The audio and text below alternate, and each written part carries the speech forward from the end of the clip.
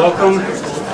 My name is Daniel Kanstrom, and as a professor here at BC and as faculty director of the Rappaport Center for Law and Public Policy, it is my great pleasure to welcome you to this event on behalf of myself, our wonderful executive director Amanda Teo, and our fantastic new administrative assistant Alexis Albert.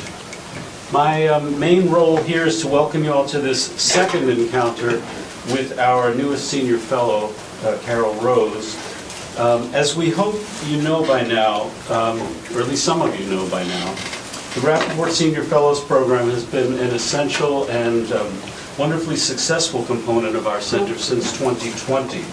The basic idea was to enhance the center's work, which focuses on the most important contemporary issues of law and public policy, and seeks to recruit, to nurture, to inspire, to develop, and to support a cohort of student fellows, many of whom over many years have gone on to highly distinguished careers in public service, and many of whom continue to be part of our extended community as board members and as mentors and so on.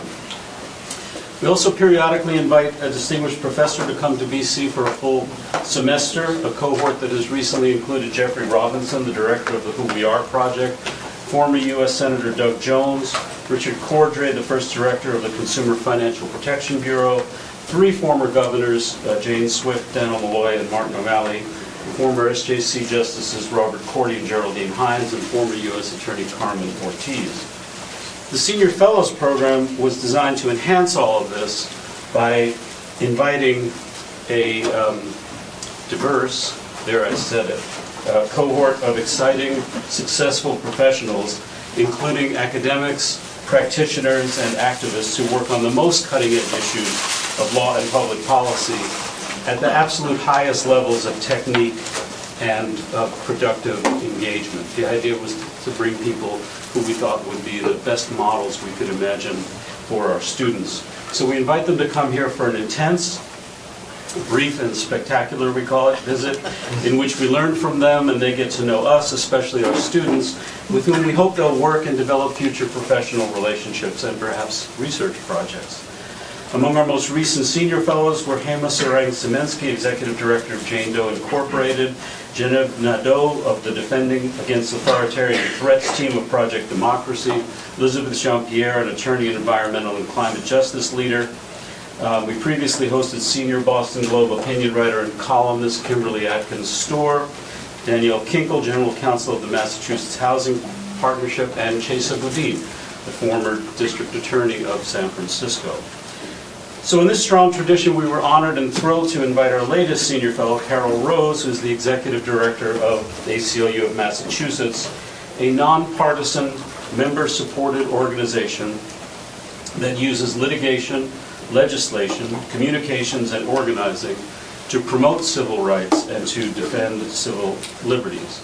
Carol has been a true leader on some very difficult issues over many years and has inspired many, many lawyers, and I've heard this personally from a lot of people over the years, to get involved in the sorts of hard cases that are sometimes said to make bad law, but she's made a lot of good law. And as we heard in her excellent community address yesterday, she's been deeply committed also to community building and activism, which to my mind are the places where the best principles of law are, first of all, revitalized, and then where new legal models are conceived, nurtured, and ultimately, we hope, crystallized. I honestly could think of no one whom I would respect more for this senior fellow position, and I'm thrilled that she's agreed to join us here for a while at BC Law School. Among her generous contributions has been helping us to prepare today and to moderate a stellar panel of practitioners who are grappling with some of the most challenging issues within this most challenging period. The panel is entitled Responding to the Executive Branch's Targeted Enforcement, How Lawyers Protect Civil Rights. We asked panelists to consider a wide range of issues, from the border to the classroom and beyond, where we've seen how certain enforcement choices of the current administration have raised what we all thought were quite profound questions about the targeting of certain groups or ideas for selective or perhaps vindictive and punitive enforcement treatment. So the panelists will explore how such alleged and apparent misuses of executive authority implicate core constitutional principles, the First Amendment and due process, equal protection in particular, and how lawyers at ACLU and at some private firms and from many other places are energetically advocating for the freedom to think freely, to speak freely, to teach freely, and to vindicate basic human rights, regardless of technical immigration status, within what we all hope remains a vibrant constitutional democracy. Please note that this event is being streamed and will be recorded. It will be followed by a question and answer session in which we definitely give priority to students, especially students who have taken free food to be here. And so we ask that you think about your questions as you're enjoying the food. And then we'll take questions from others as well. So please join me in welcoming Carol Rose. Thank you. And hello, everyone. What an honor and a pleasure to be with you here today. I do want to congratulate all of you who are BC law students because it's a big deal to get into this law school. It's an incredibly prestigious and incredibly rigorous training that you'll get here, and it will serve you well to be here and then to think about how you're going to use that training to really change the world. And today, it is a real honor for me to introduce the three panelists that we have here today, because I know all of them and I've worked with all of them in different capacities. And the one thing that I can say is, I was thinking about it on my way in today. These are literally three of the best lawyers in the country, not just in Massachusetts, but in the country, and that they're giving our time today to share some of their insights about their practice is really remarkable, and I just want to say thank you in advance. So I'm going to start at my extreme left, your right, just because that's where I always start when I'm thinking about things. David Zimmer. So David Zimmer, he's the founding partner of Zimmer, Citron, and Clarke, which is a plaintiff-side appellate boutique law firm. They focus on antitrust, securities litigation, class action, and mass torts. He previously, however, spent 11 years in the Supreme Court and appellate practice at Goodwin Procter in Boston. So a lot of people, you might have questions about, big firm practice, small firm practice, and government practice, other kinds of practice. So we have people here who represent all of those, and you can come and introduce yourself and find out more about it.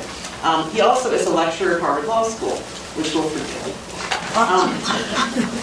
He dedicates a significant portion of his time to pro bono work, that's how I know him, and public service, and he's a particular expert on immigration cases. And among his immigration work, David has argued and supervised 5 immigration cases at the U.S. Supreme Court. It's a big deal. I want to hear your stories on that, David. And has led significant challenges to federal immigration policy in the federal district courts. He serves on the board of directors of the ACLU of Massachusetts. Thank you. For the Lawyers for Civil Rights, and on the council and executive committee of the Boston Bar Association. He clerked for Justice Kagan on the U.S. Supreme Court and for Judge William Fletcher in the Ninth Circuit. So welcome, David Zimmer. Naomi Shatz is a partner at Zalkind, Duncan, and Bernstein, LLP, a very famous law firm, where her practice focuses on representation of employees and students, and particularly in discrimination, due process, and free expression cases. Get her number, just in case you're a lawyer. Sorry, but yes. Naomi frequently writes. Her stuff is great. Follow her online. I really encourage you to do so. She speaks in the media and provides legislative testimony, among other things, about Title IX and university sexual misconduct processes. She's a graduate of Yale Law School and Barnard College, and prior to joining Zalkind, Duncan, she clerked for Justice Gantz on the Supreme Judicial Court of Massachusetts and was a Skadden Fellow and a staff attorney at the New York Civil Liberties Union. So welcome, Naomi Shatz. Glad to be here. And finally, Jessie Rossman, my colleague, she joined the ACLU of Massachusetts in 2013 and became the first woman to serve as legal director starting in 2023. Thank me. No, I'm sorry, thank you. Just kidding. Her practice spans an incredible range of civil rights litigation, including free speech, privacy, surveillance and technology, government transparency, due process, LGBTQI, reproductive rights, and disability discrimination. She does it all.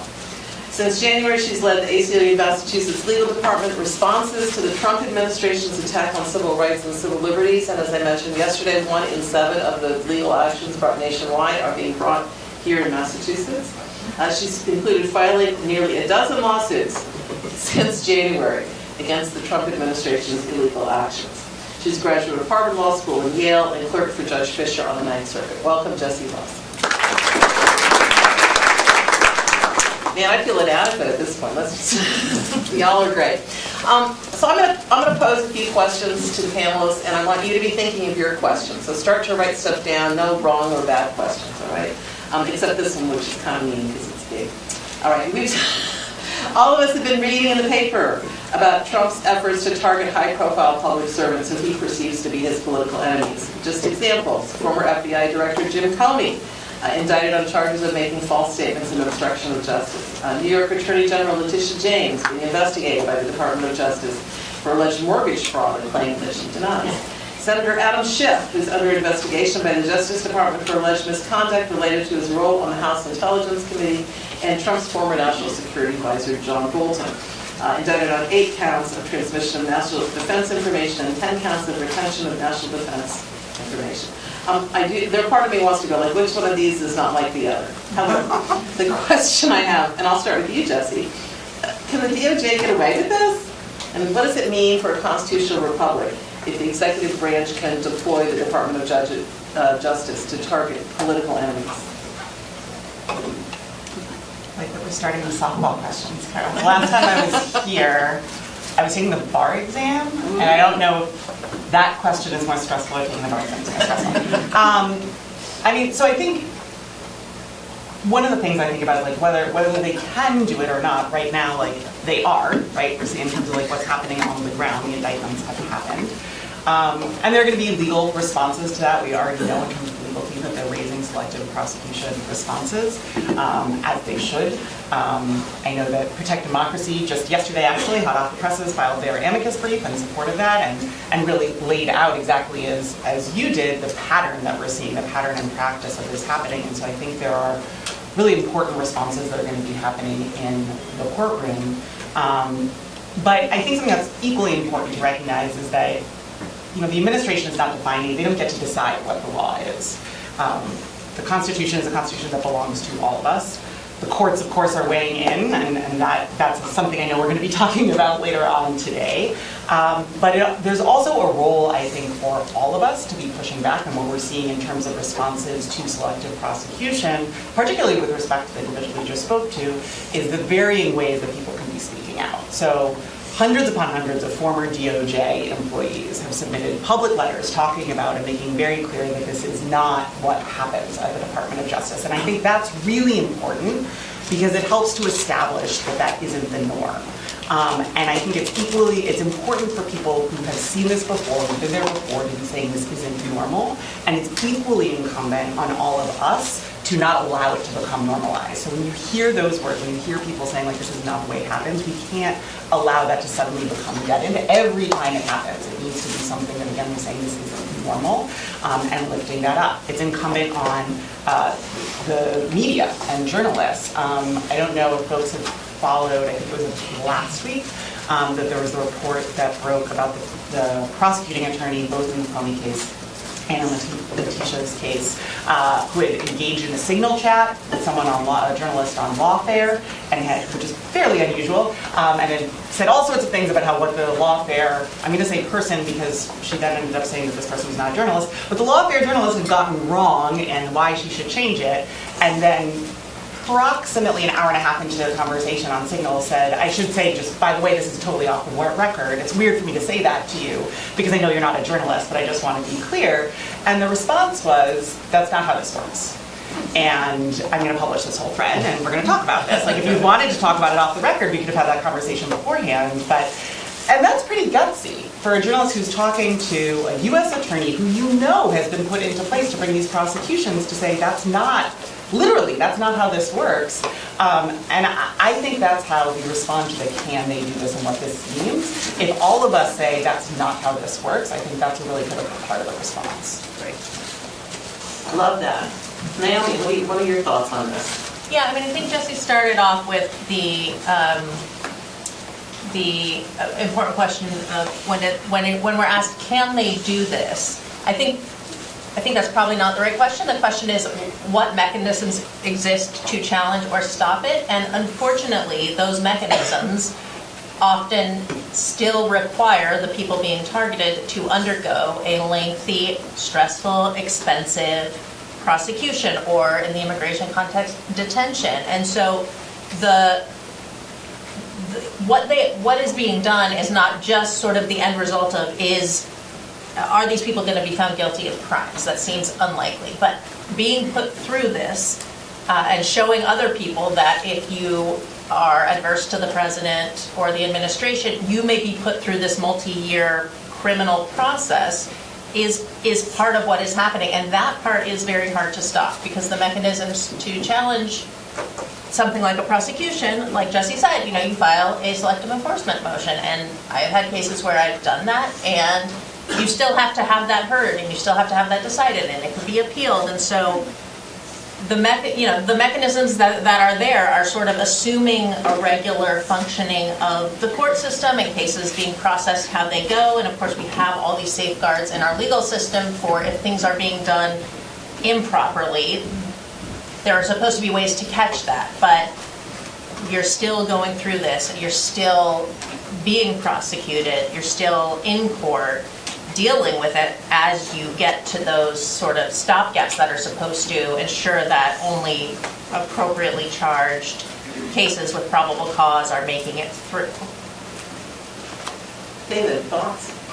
Yeah, I can turn this on. I'll steal yours. Yeah, I mean, I think something that's sort of implicit in what Jessie and Naomi said is that I think we're seeing something we're seeing a lot over the last however many months it's been, and that this really exemplifies, is how much of what we kind of thought of as sort of bedrock principles about the way our country works are actually kind of just based on norms that are not really enforceable in any kind of legal way. And that's actually something that I think we've seen over and over again, and that is, honestly, I find a little bit terrifying, and something that I have never really appreciated. Like, that when you think, I think people generally think that, like, oh, well, U.S. attorneys aren't influenced by politics. They're they're supposed to make these decisions based on whether people commit crimes more in the abstract. And maybe there's political guidance as to what kind of things you look at, what kind of things you're going to investigate. But at the end of the day, these shouldn't be political decisions, and these shouldn't be political decisions in individual cases. And I think a lot of people thought, like, yeah, that's the way the system works. And it turns out that's just kind of the way people did it, but it's not. There's not really, like, U.S. attorneys can get fired, and the president can tell a U.S. attorney, or the attorney general can tell the U.S. attorney, bring this prosecution, or in the case of Eric Adams, drop this prosecution, unless, or else I'll fire you, right? And then a lot of people,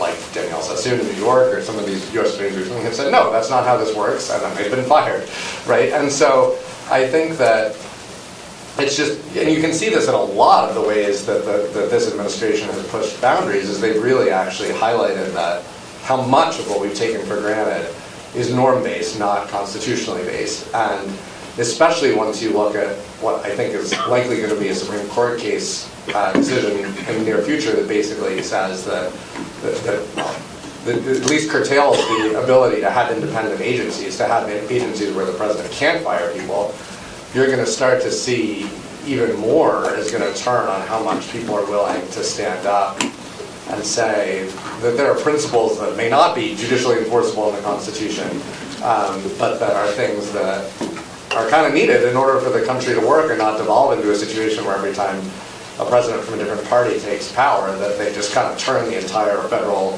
executive, which is immensely powerful, on people they don't like, because that's sort of a scary thought both ways, honestly. It's just a scary way to think about the system running. That's a really interesting point. I want to stay on this for just a minute before we go to the next question, and just ask, are you all seeing federal judges like responding to this kind of change in the norms in the cases that you're litigating right now? Are you seeing any, because you're right, a lot of it was norm-based, and all of a sudden the norms are out the window. And are you seeing any reaction from the federal judiciary? Jessie? Yeah, and I think we're definitely seeing that. Obviously, you alluded to this earlier, that the District of Massachusetts and the First Circuit generally is seeing a lot of these cases. Obviously, as an ACLU attorney, we frequently have cases where we're both in federal court and we're challenging the federal government.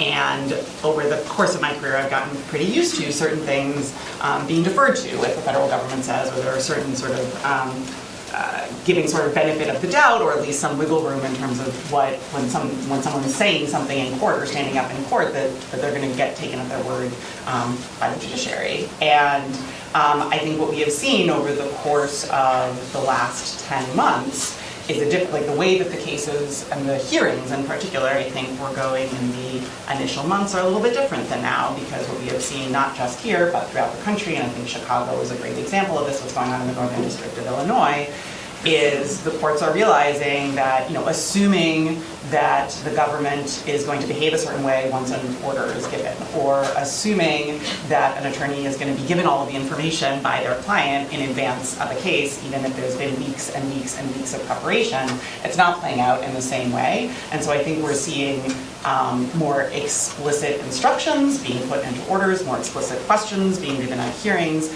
more pushback in terms of if there's an answer. I was at a hearing last week where the assistant U.S. attorney responded, "I can't say," and the response from the judge was, "You can't say because you don't know, or you won't say." And I think that kind of sort of pushback may have been glided over earlier, but getting very specific answers from attorneys and giving very specific orders and having a very short leash in terms of the response. Right now, I think folks probably know that there's going to be a hearing every single day at 6 p.m. in the Northern District of Illinois for reporting about what ICE is doing in the city.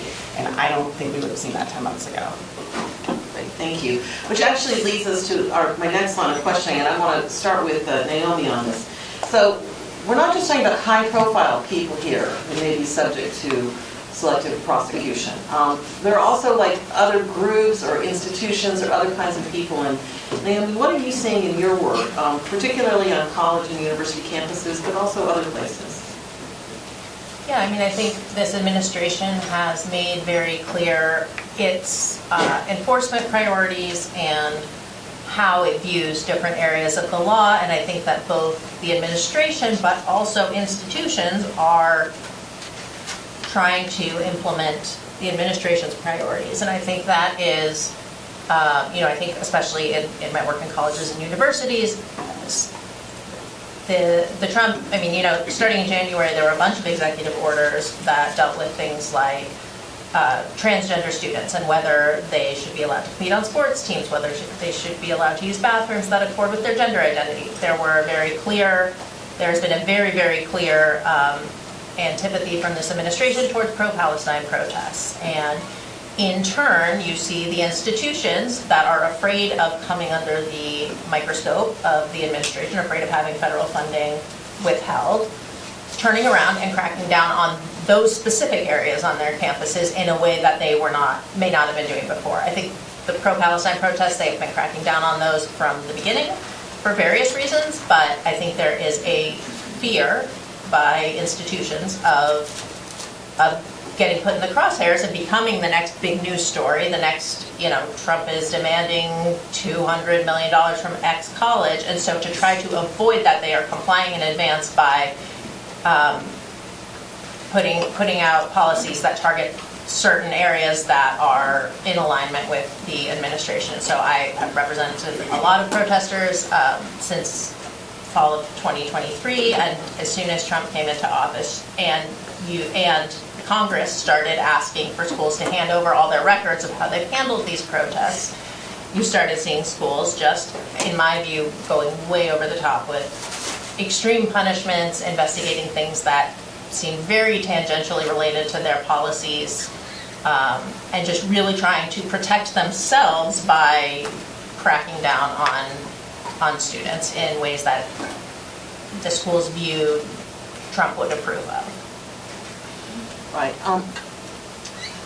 Thinking for a minute about institutional before we get to individual, David. So you worked at a big law firm, and so you kind of know a little bit more about the dynamics that arise for people who are working big law as opposed to people who are working in nonprofit or government or other civil society group. Any insights about sort of the impact of the Trump administration trying to target law firms, not so much, well, sort of for prosecution, but targeting them for whatever it is? Yeah, well, I think that whatever it is representing people the administration doesn't like. And I mean, I will say that despite having, you would think that I would be more cynical having worked in big law for 11 years, but I was sure when these first executive orders came out against the law firms that, the law firms were going to come together and issue a statement condemning them and, saying, Paul Weiss is, this is ridiculous and you can't do this, and the whole thing would blow over. And boy, was I wrong. In fact, I think I somewhat embarrassingly wrote an op-ed that basically said that, and, so don't go read that. But, and I think it turns out that, I think the law firms were put in a somewhat in a difficult situation in the sense that I think being a little bit being somewhat sympathetic to the firms. I think it's easy to look at these firms and see these massive organizations that are making billions of dollars and paying their equity partners millions, if not tens of millions of dollars per year, and think like, how could these organizations fail? And I think the thing that I hadn't totally appreciated is that these organizations are actually much more vulnerable than they look, in the sense that there's a massive and constant attempts to woo people from one firm to another, and there is sort of an issue where I think the firms are constantly terrified that if people start to leave, there's a sense that the firm is not doing well and that everybody will start to leave and they'll all go to other firms. And I think that what you saw is this playing out in a very dramatic fashion where the firms really panicked, and instead of kind of buckling down and saying like, no, this is ridiculous, like it's important that we not be sort of give in to attempts to penalize us for representing clients who've chosen to represent. There was really a sense of honestly kind of panic and capitulation. I mean, the same thing you're describing, Naomi, of just like almost preemptive giving up. You had firms signing deals who Trump hadn't even come. I mean, I won't name names, but some of the firms that signed deals I hadn't even really heard of. I was sort of like, why did you sign it? I'm sure Donald Trump has never even heard of you. Like, what are you doing? So I think but that's not to justify it in any way. I think it's more just to sort of explain what I think happened. And I think what is really scary to me is how much, not only how much it worked, but how, despite the fact that you now have judges from all appointed by all different presidents, pretty dramatically striking down these executive orders. I mean, these are some of the more unequivocal court rulings you'll ever read about how this stuff is unconstitutional. You also have, honestly, and I think it's great to see this, that firms like Zimmer and Wilmer that fought, I think if you talk to their leadership now, they've actually done better out of this. They've gotten publicity. They've actually brought in clients, and I think it was scary at first, but they've really done well. Despite all of that, I got 2 calls last week from immigration organizations who can't get. These are people who have long-standing relationships with big firms pre-Trump who work with groups. These are not controversial organizations. These are very mainstream. One of them isn't even an organization. It's a group of former public officials who had worked with big firms for a long time, and no one will represent them. And they're basically, begging for people to, and these are filing amicus briefs and mine run. There's nothing controversial about what they're trying to do. This should be very mainstream filings, and no one will represent them. Even last week. So, if you're the administration, yes, you've lost all these cases. Yes, it's kind of embarrassing, but they've accomplished exactly what they wanted to accomplish, which is to impose massive restrictions. Even the firms that are taking on this work have imposed huge internal bureaucratic headaches to getting the stuff approved. And I don't know if you can probably comment more directly on how it's impacted your work. Yeah. Yeah, I mean, I think part of this, I think what we're seeing, and this is a lot of the different actions that we've seen that happened in the second administration, is a reaction to the first administration. And I think, starting there is an important starting point, because so much of the work that happened in the first administration in terms of making these challenges that was being brought by nonprofit organizations was because we were able to partner with law firms who really across the board were signing up to work with us then, and it made a really big difference. And I think some of the biggest victories, or at least victories that stalled and gained us some time during the first administration, was as a result of that litigation. And so I think there is a pretty significant direct line between this is one place that we can be pushing to try to tamp that down. And we have had experiences similar to what David was just describing, of firms that we've worked with in the past not being able to do that. And that impacts things, and that's coming from the ACLU, and I realize that we're an organization that has a footprint in every state, that has a national organization. If we're having difficulty doing that, exactly as David is saying, a lot of the smaller groups for sure are.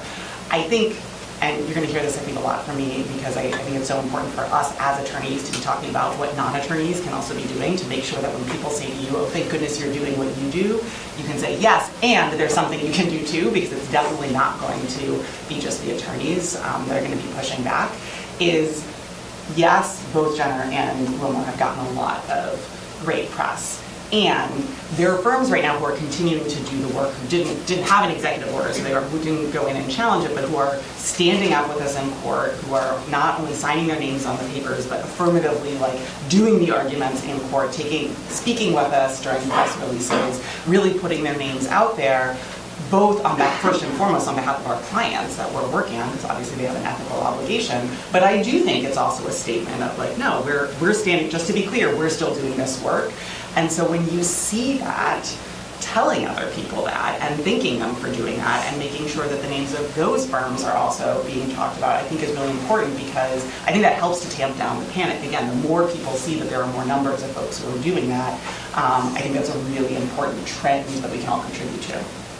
Are there questions for students that are thinking about where to spend the summer or where to go after graduation? Should they be asking about this in part of the recruitment conversation? Naomi, what do you think?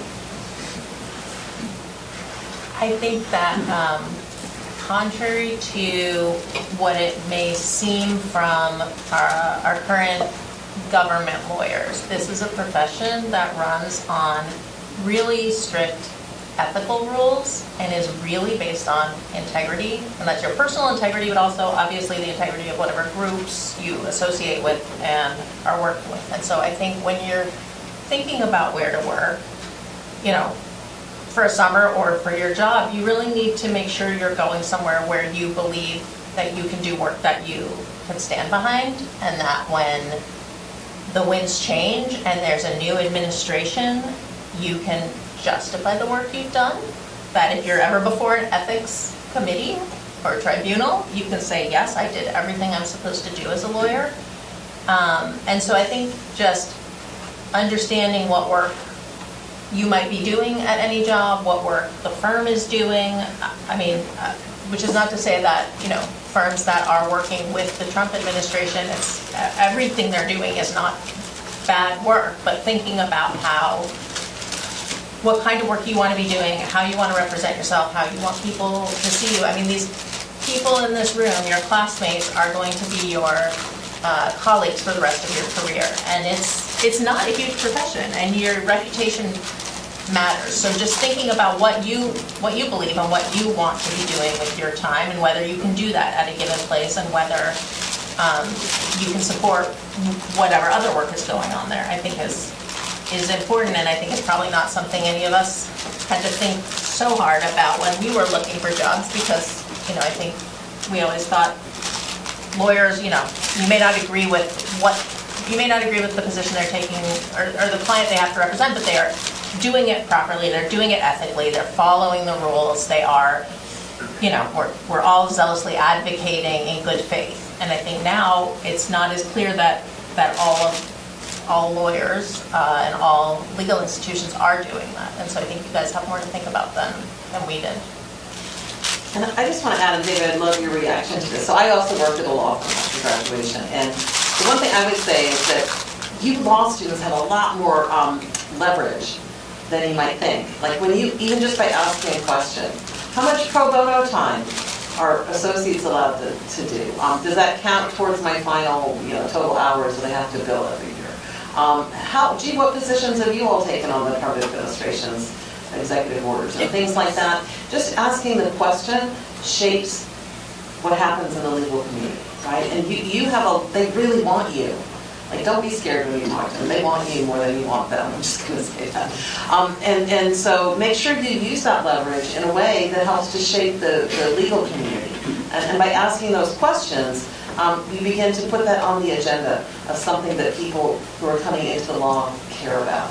And so I would just encourage you, at least at the firm I worked at, which has been under, after 110 years. No, but seriously, but I just know that it made a difference. We would talk about what are the questions that we're hearing from the prospects of people who might come to work with us. So that's, I think, helpful. And David, I don't know if that was true at Goodwin as well, but it was true. Yeah, I mean, so when when we would go into doing recruiting, there'd be like a list of questions you're likely to get and kind of, what answer you're supposed to give. And I left before all this started, but I imagine that now this is on the list, and I think the more that people ask. And again, I think you can ask these questions in extremely non-confrontation. Like I don't think Carol was suggesting this, but I wouldn't recommend going in like guns blazing, like you are applying for a job, right? But I think that it's totally reasonable to ask questions of like, what is your policy of taking on controversial cases right now? Like, what is the process for getting a pro bono matter approved? To Carol's point, how many hours? I mean, the how many hours has always been like a key question. How many hours, count towards your billable target? But I think that it's totally fair to ask what their policy is for getting pro bono cases approved, and what your role would be. And I think part of that, and I think if you want to frame it this way, is totally fair to do so, is that these are the cases that were often the opportunities for junior lawyers to get opportunities to argue in court, to lead briefing. I mean, at Goodwin, the people I worked with always had this sort of approach where, like, in pro bono cases, everyone's shifted up a level. That like the junior associates operate as mid-level associates, the mid-level associates operate as senior associates, and up the chain. And you always have the equity partner who's, making sure, like, everything's good and being done well, but everybody gets a little more responsibility. They get to argue more, they get to lead. And what's interesting about what's happening now is you actually have a lot of firms that are helping out on these sort of high-profile cases, but without their name on it, which I find so bizarre because like the associates who are doing the work get no visibility, they get no opportunities to argue in court because they haven't appeared, the court doesn't even know they exist. And they probably aren't even allowed to talk about the fact that they're doing it. And so, I think that it's not even just from the perspective of like, what Naomi was talking about and like justice and righteousness, but actually just in terms of like what kind of opportunities you'll get working there. I think these are totally fair questions to ask. I do want to say, at one point I was on the hiring committee at the firm, and the question that I would advise you not to ask, but I still remember, I asked a young person, I said, why are you interested in working here? And they said, well, I'm not really, but if you pay me enough, I'll think about it. Don't do that. Although it was memorable. So we've talked about sort of these big federal cases of selective prosecution. We've talked about institutions, being targeted, universities and law firms and others. And then there are individuals. And Naomi, you talked a little bit about it with the students. Can you say a little bit more about how you're seeing decisions, both from institutions and also from the government, sort of shifting in terms of who gets to have more free speech than others, who gets disciplined more than others, various patterns that you're seeing emerge, and then I'll go to the other two to answer the same question. Yeah, I mean, I think that when it comes to targeting of students, I'm seeing it more not coming directly from the government, from the federal government, but coming from either, the state government in the form of arrests and prosecutions for protests, or by their institutions. And I know that in the immigration context, we are seeing the federal government specifically going after particular students based on their speech to punish them for that speech. And so I think it's very clear that pro-Palestine speech is the target in terms of political ideas that are being targeted, both, individual, I know even you guys can obviously talk about the Ozturk case and things like that, but also on campus, what is being monitored. And that's partly because there's been a huge increase in that kind of speech in the last couple of years, given world events, and partly because that is,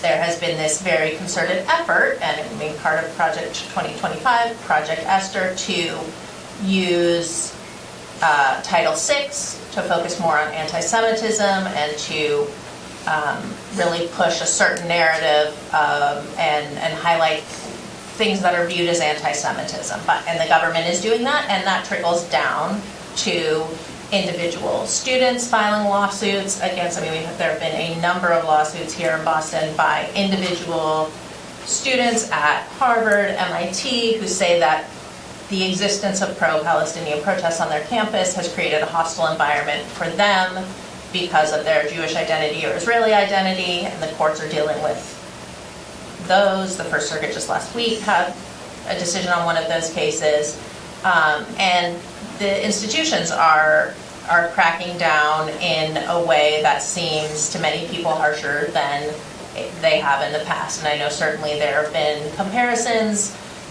between, for example, how Columbia dealt with its pro-Palestine protests compared with how it dealt with its anti-apartheid protests in the 80s, and there seems to be a rush to use law enforcement, to use arrests. I'm part of the National Lawyers Guild, attorneys who go to court and represent these students after the mass arrests, and there have just been so many arrests in the last few years. And that is our state, that is not the Trump administration, that is Suffolk District Attorney, Middlesex District Attorney deciding that they want to prosecute or, at least arraign students for protests. So I think the narrative that the federal government is supporting and the ideas and focus areas that they have put forward are trickling down, and I think cities and universities don't want to be seen as ignoring the priority issues, and so that's where they're focusing as well. Naomi, just to follow up on that, so in these cases, are you able to argue sort of selective prosecution, or is that not really part of the actual litigation strategies? In many of these protest arrests are getting resolved very quickly, some before arraignment, some immediately after arraignment. I have in one case that did that, where the DA was prosecuting very aggressively, did raise selective enforcement, but it was more about how, and we did do a comparison between how my client was being treated compared to other protest arrestees in Suffolk from different pro-Palestine protests, and also comparing who was arrested at a protest out of the pool of students that were there. So, in the case I had, you had a number of students engaging in protest activity, and it was the sort of visibly black and Middle Eastern looking student who wound up prosecuted, even though there were a number of white students in the mix doing similar things. And so yes, we have raised those where appropriate.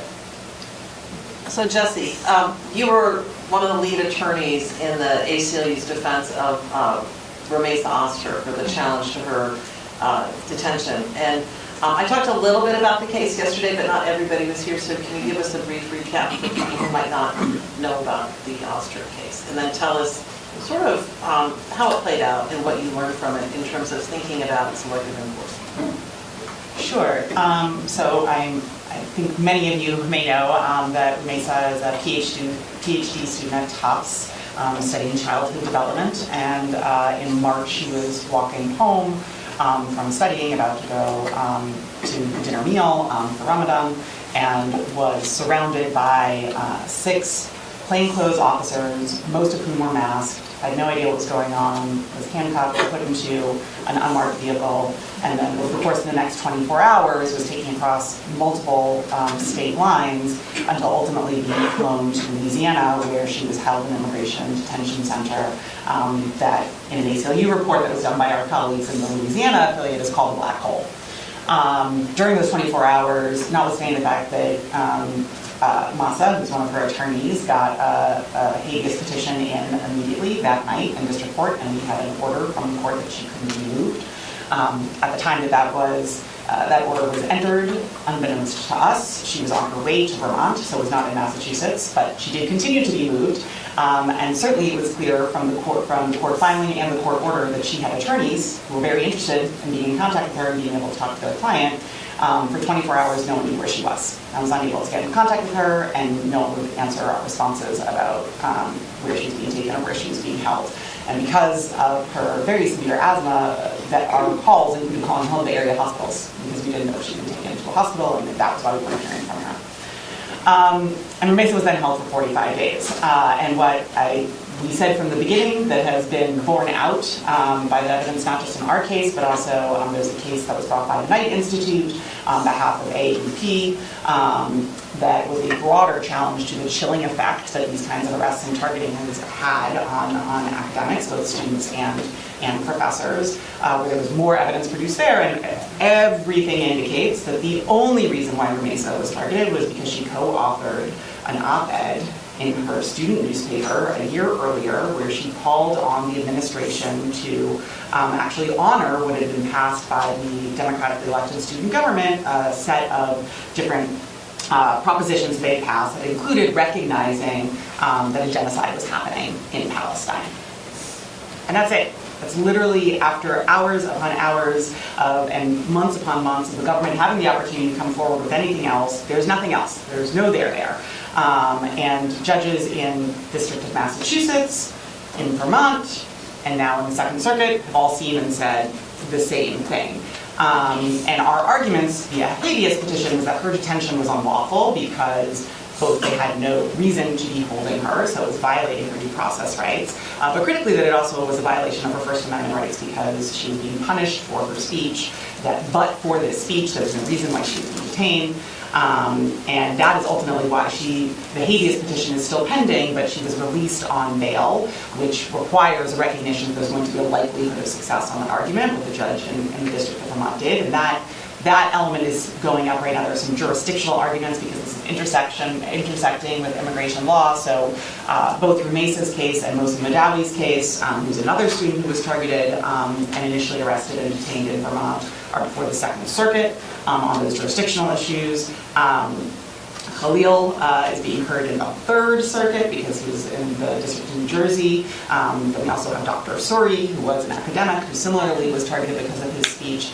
I think the thing that's really important in terms of the selective prosecution and chill here, though, that I want to emphasize is the students and professors that were targeted was a pretty broad range of individuals. So both Mahmoud Khalil and Mosa Madawi were very outspoken leaders in Colombia that were speaking during the protests and had sought as a part of their advocacy media attention to speak these words, which were also protected speech. But they were very clearly, we are outspoken, we are out here speaking. Rumesa could not have been farther along on the other side of the spectrum if you tried, other than not speaking at all. I mean, this literally was this is somebody who was not seeking out media attention, who joined and co-authored a single op-ed. And I think the impact of people on sort of the whole breadth of the spectrum was pretty clear. It meant that, like, literally there was nowhere you could hide. If you deigned to open your mouth and say anything that the administration might disagree with, and you did not have citizenship status, that was something you felt like you could have a target on your back. And so I think the response, the really vociferous response of these cases all being litigated with very large teams, and the response that we've seen in public, with people protesting and saying this is unacceptable, clearly there are a lot of things in the immigration world that are still being targeted in very explicit ways with respect to folks' expression, and we're also seeing broad mass raids as well, which is a different but related immigration issue. But this kind of targeting of student speech at the moment has been different from the immigration world, and I think part of that has been the response that we've seen in terms of pushing back. So David, I mean, you've done a lot of immigration work. You know, why should we worry about the constitutional rights of people who are not citizens? Well, that's a good question, and I think there are certainly people who think that we don't need to worry about that. I mean, I think there are a lot of, I mean, first of all, it's important to, like a lot of people who are not citizens have green cards and have lived here, some literally their whole lives, and many for effectively their whole lives. So, you know, many people who came when they were kids never naturalized for various reasons. And so I think it's, you know, I've represented many people who are not citizens, but who are really as American as those of us sitting up here in the way that they think about where they're from and who they are. But I think but just even more generally, there are a lot of ways in which,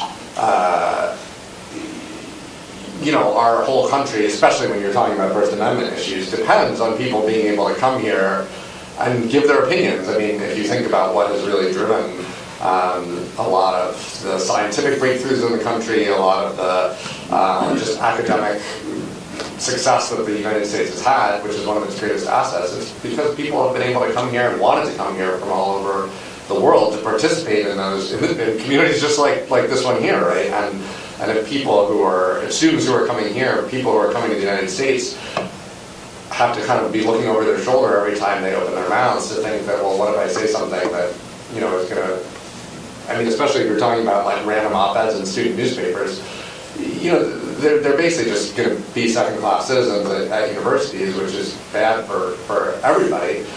And then I also think that you have, you know, if you look more broadly at constitutional rights, I think that there are real, that a lot of the things that are important about restraining law enforcement activity against citizens apply equally in the context of immigrants, not just for themselves, but for the safety of the community. So in the first Trump administration, we litigated a case challenging the practice of arresting non-citizens when they appeared in Massachusetts state courts. And one of the big issues was that people wouldn't report, you know, people who were non-citizens wouldn't report crimes. They were worried that if they called the police or if they showed up in court, and this was an especially big problem for domestic violence victims, that they would get arrested. And so if you were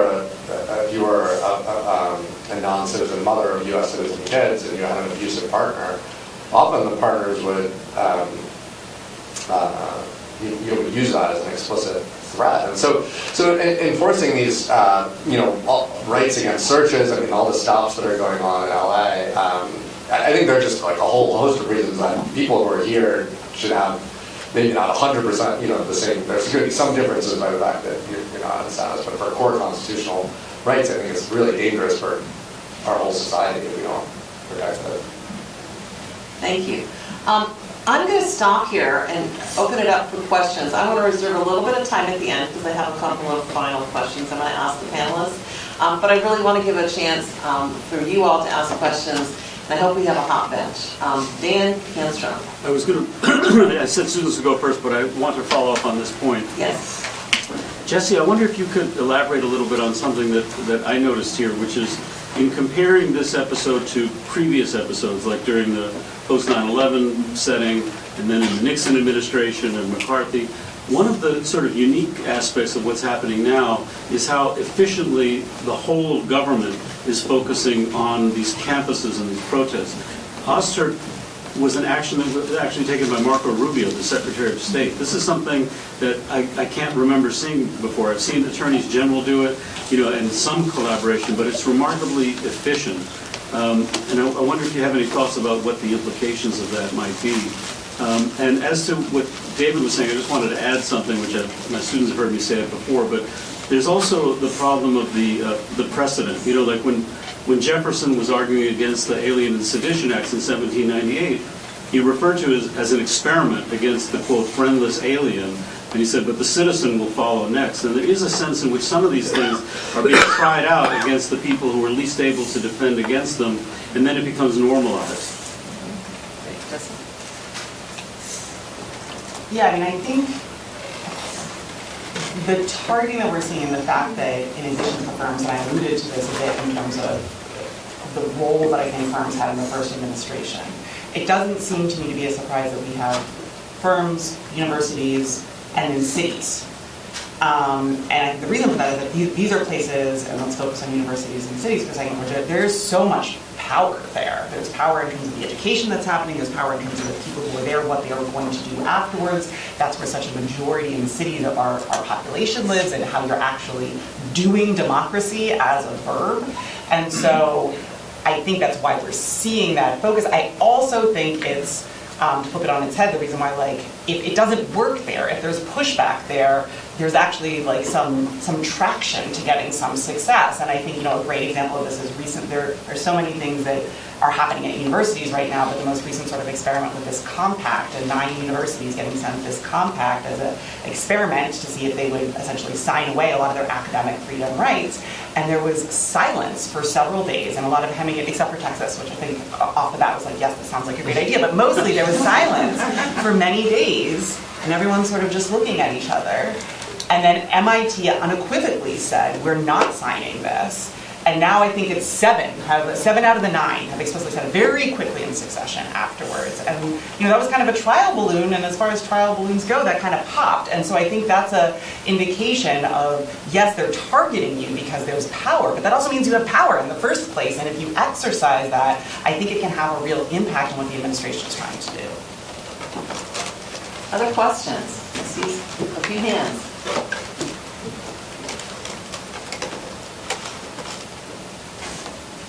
You brought this up a little bit, Naomi, and I was really happy that you did, because I've been thinking a lot about how the legal profession is a profession that hinges on integrity and on adherence to ethical standards. So I was wondering what is happening as far as the lawyers who are capitulating and perhaps not adhering to ethical standards because of this administration, if anything, or if anything might happen in general, what that looks like. Yeah, I mean, I know that there have certainly been people filing ethics complaints with people's, administration, attorneys, local bar associations, local bars. I did see yesterday that the DC Bar Ethics Committee issued a statement basically warning firms who have deals with the government about their ethical obligations to their clients, and whether they have to disclose to their clients, and whether it creates a conflict of interest for clients if they have an arrangement with the government. So I didn't read the whole decision. I don't know if anyone else in here has more details about that, but the bar came out pretty strongly saying this could pose ethical issues, and these are the things you have to think about, and the things you may have to communicate to your clients. And it may be that having, to the extent your client may have an interest that is adverse to the government, you may not be able to represent them because you have signed this deal. So we're starting to see that kind of thing, and I think that that is a part of lawyering that I think is not, and maybe it's different here. Certainly not something that was sort of emphasized in my legal education, and I took the MPRE or whatever it is, and was like, yeah, of course, everyone's going to be ethical, but once you're actually a practicing lawyer, it matters a lot. I mean, we are constantly consulting the ethical rules to make sure, because we don't, you want to do things properly, and you want to follow the rules precisely, and you absolutely, the last thing you want as a lawyer is to have anyone file an ethics complaint against you. And so I do think that angle matters, and I hope we will see more statements like the one from more opinions like the one from DC, basically saying here are the guidelines and here's what you have to do as a lawyer navigating these situations. We also, by the way, had a whole panel about this about 2 weeks ago, which should be available in recorded form. If you want to go onto our website, there was a whole discussion of things in Florida, DC, and Massachusetts. And the Boston Bar Association came out early and hard in defense of standing up to the Trump administration's bullying of the law firms. So I do say that, the Boston legal community is actually pretty wonderful. And I'm not saying there aren't things that, we all wish would go better, but to the extent, for those of you who are intending to practice here and to stay in the Commonwealth, I just want to say we need you, and we need people who want to bring that kind of a strong ethical and righteous lens to the work that we do, because this community is really important. Other questions?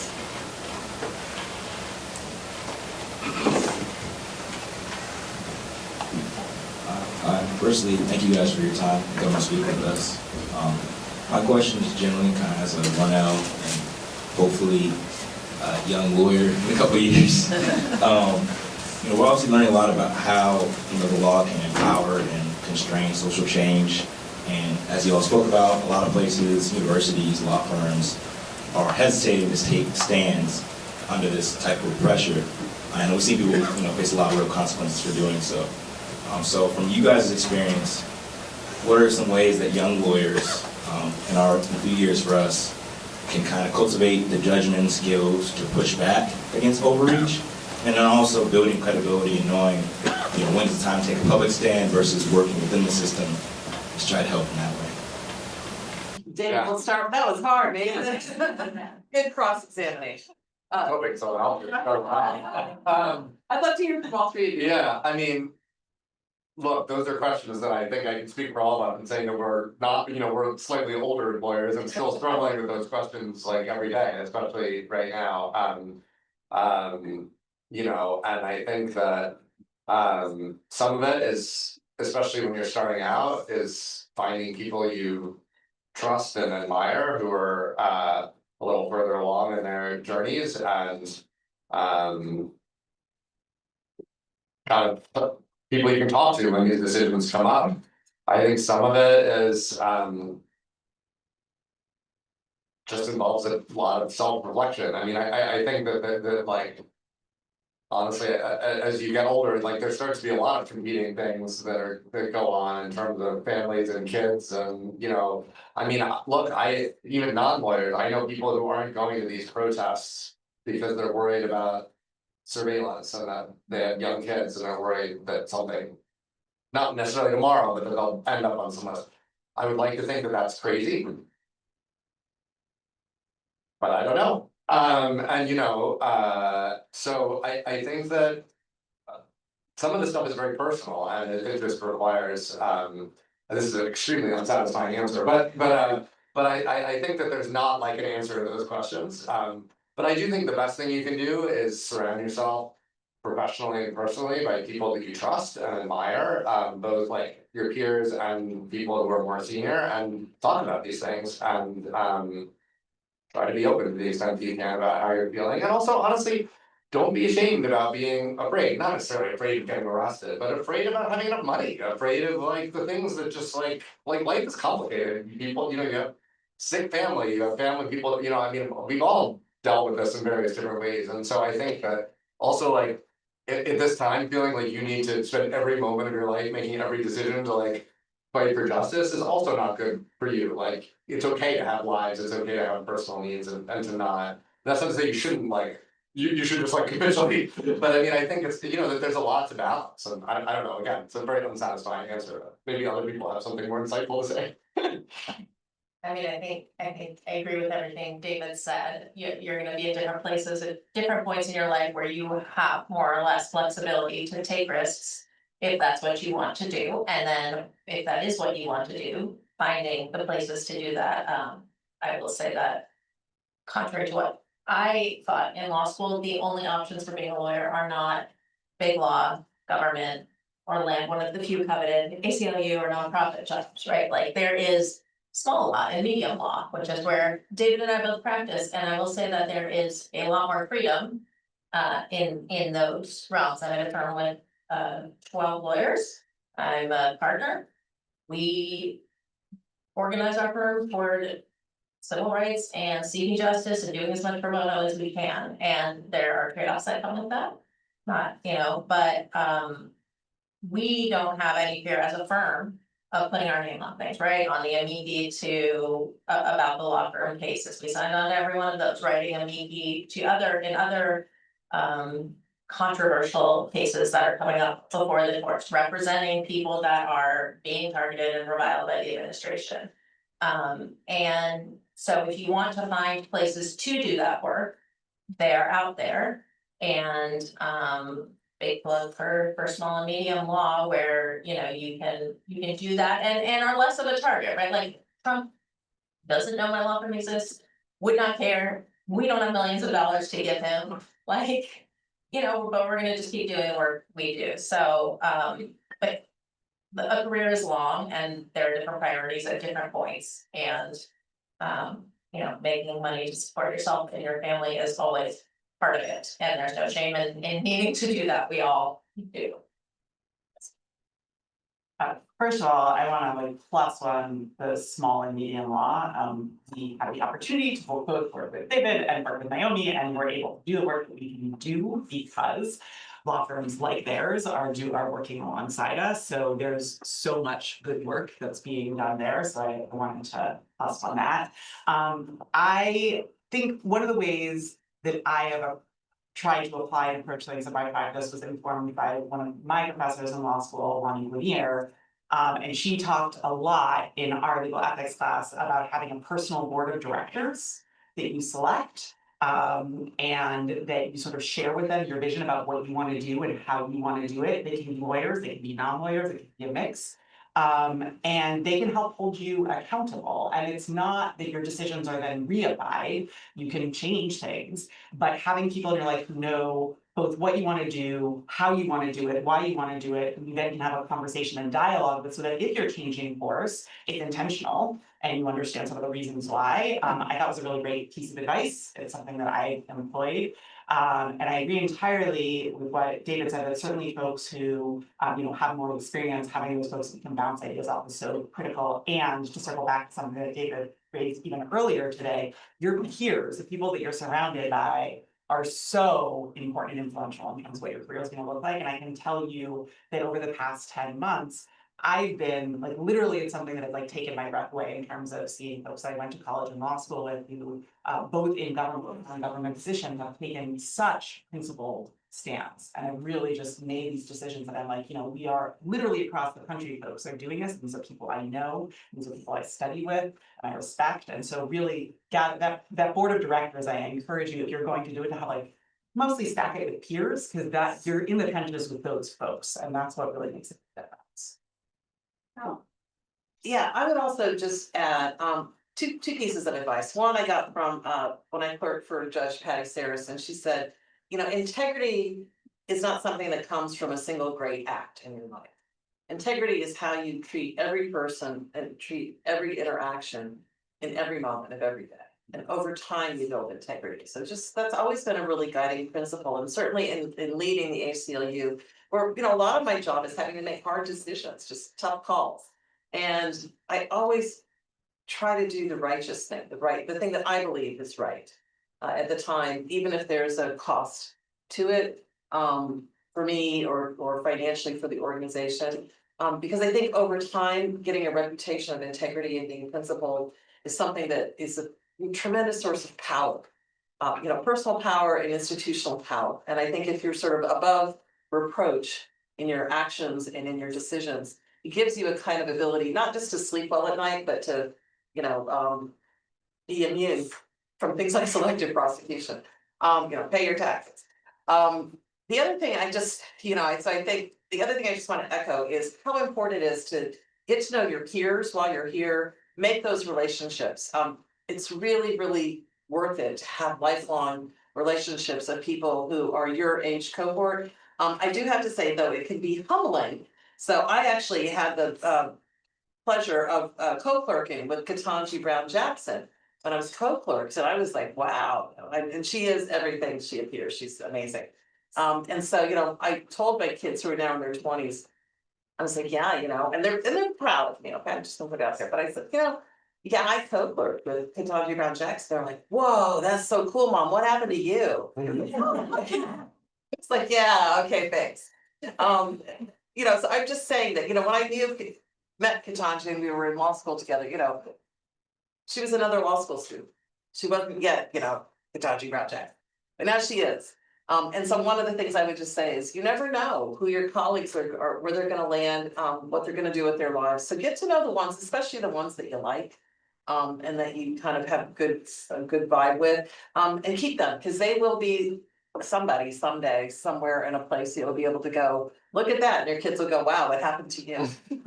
Anyway, so that would be my response. And don't be afraid. I think when I think, for example, about the ACLU, I had people when I first decided to take a job there, saying, wow, that's so controversial. Isn't that kind of radical? And I'm like, they're about the Bill of Rights, the Constitution. Gee, that doesn't seem very radical to me.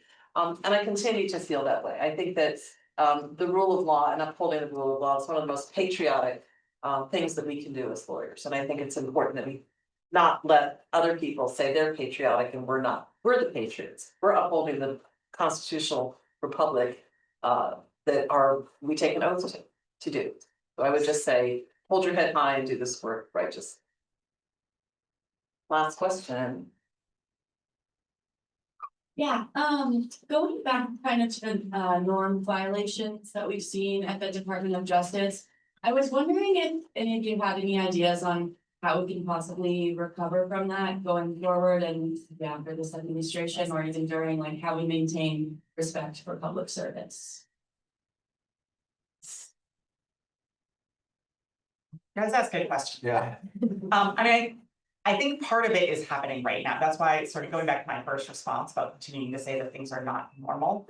I think it's really important during this period that we don't have that become the floor.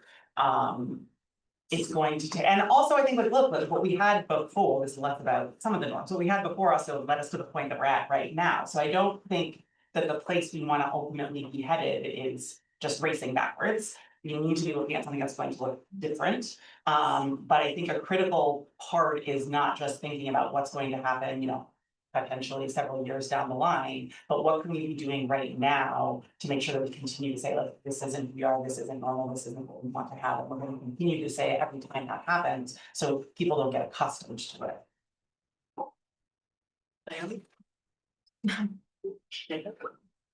Yeah, I mean, I don't have that much, I think that's a really hard question. I mean, it's been a bit of a hiring bonanza for us. Like, there's a million people fleeing the Department of Justice who are extremely talented and looking for jobs. So we've hired 2 of them of our 6 people. So, but I think, but I guess I say that because it's actually really sad. Like, certainly one of the people we hired is phenomenal.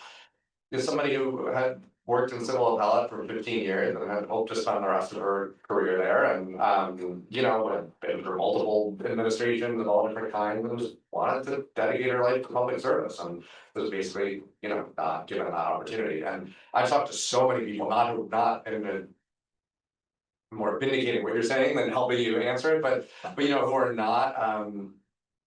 I mean, one of the people I litigated several of my Supreme Court cases against, who was in the part of the federal government that was of DOJ, who was basically their job was to try to defend kicking people out of the country, called and was like, I've been here forever and I have to leave. Like, I've never seen anything like this in the however many years I've been in government. And to me, those conversations are terrifying because, like, much as I aggressively litigated against those people had important jobs and they were enforcing the law, and like, I hope that they would have lost their cases, but when they said something, you could trust them, and they were there to represent the interests of the United States, and they took that seriously across all different administrations. And I think it's going to be a real, assuming we have the opportunity to even try to rebuild it, it's going to be really hard because those people are gone, and I don't know how many of them are going to go back. And honestly, I think there's a real danger that even if there is, like a Democratic president elected at some point, and like I think that having the Department of Justice basically fully turn over with every change of administration is scary. Like, whoever the president is, like, I wouldn't want a DOJ staffed entirely by like new lawyers appointed by a Democratic president either. I think that having cultures in these offices of neutral enforcement is really important, and I guess I'm just sort of restating the problem. And I don't know. I think it's going to take a long time. It's one of the things that I think is most scary about what's happening right now. Naomi, final words. I don't think I have anything to say beyond that. Yeah, I mean, I think, losing institutional knowledge and institutional norms is terrifying. And the idea that how do you reconstruct that? I don't know. I mean, will there be people who are willing to go back and say, this is how we did it? But I agree with Jessie. We don't just want to necessarily go back and say, this is how we did it. We want to imagine what is the best way to do this. But to the extent we had a functioning system where DOJ neutrally, defended the country, I would hope we will have people who will be willing to step back in and say, I can come back and reset. You know, how this was working, but I don't know. If I were one of them, I don't know if I'd be willing to go back and do that. Amanda? Thanks, Carol. Actually, I think that's a really great place to end because one of the things that I want to invite us all to think about is not just reacting to what is happening right now, to sort of imagine for ourselves what we would hope to be. And to constantly be thinking about how we build better systems. I love that Jessie brought up Lonnie Bonnier because as my students in this room know that she's always the ghost that's kind of hovering around my courses too. And you know, Lonnie said that our core responsibilities as lawyers is to bridge the dissonance between American promises and action. And what that bridging is going to look like for every particular lawyer at every particular moment may look different. What I love about the panel here today is that David, Naomi, Jessie, and of course Carol, these are all individuals who are modeling for us a particular way, their particular way of bridging that dissonance. And what they're also doing for us is showing all of us, students, or lifetime students, how we ourselves can be inventing our own ways of bridging that dissonance. And I think what this particular moment shows is that the rule of law is not a fact, right? It is a promise, it is an aspiration, it is an obligation, it is an opportunity. So every single thing we do every single day requires our courage and our creativity and our hard work to figure out what the rule of law looks like tomorrow. And so that's the invitation I think that this panel provides all of us, is how are we going to view the rule of law tomorrow, this active practice in whatever role we are, whether or not we subscribe to the mission of the ACLU or agree with any of the ways in which these particular lawyers are advancing their own promises and ideals. So thank you to this panel. You really to the audience both here and on Zoom. And I just want to say to students that Carol is here for today and tomorrow. She has drop-in office hours from 4:15 to 5 today in their house. And we really hope that you will come and have a conversation with her and stay at the top of the panel. Thank you so much.